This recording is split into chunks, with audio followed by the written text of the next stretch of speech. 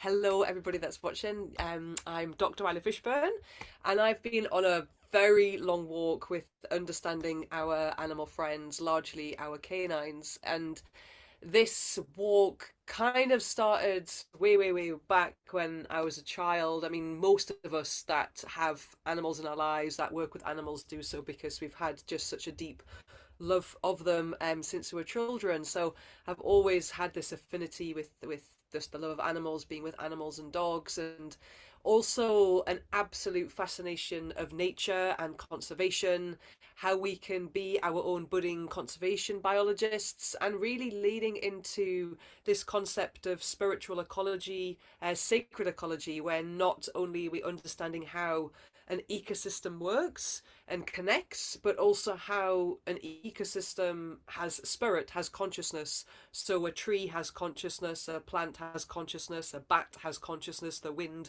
the waters, etc., etc. So this concept of not just ecology and ecological systems from a biological perspective, but also this spiritual ecology.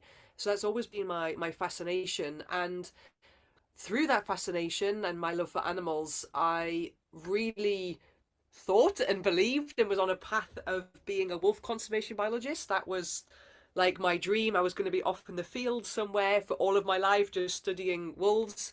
And I guess divine intervention had a different plan of placing me on Earth to speak to animal guardians that love and care and want to understand our animal friends on that deeper level. And so this kind of really led me into taking my understanding of conservation biology and also spiritual ecology and also ecosystems. Because for me, everything is an ecosystem. Like me as Isla, I am an ecosystem as an individual, and then I'm connected to a wider ecosystem of my animal friend, a wider ecosystem of my family, a wider ecosystem of my habitat, a wider ecosystem of like the cosmos. So we are all part of this one ecosystem, but then as an individual, how I am affected by certain circumstances, certain temperatures, certain foods, certain likes or dislikes is specific to me based on who I am as an individual.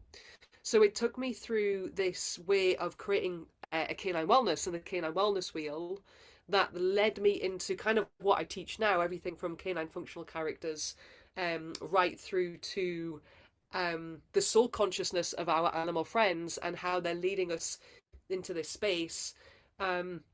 So yeah, that's kind of where I'm at now and what I'm exploring.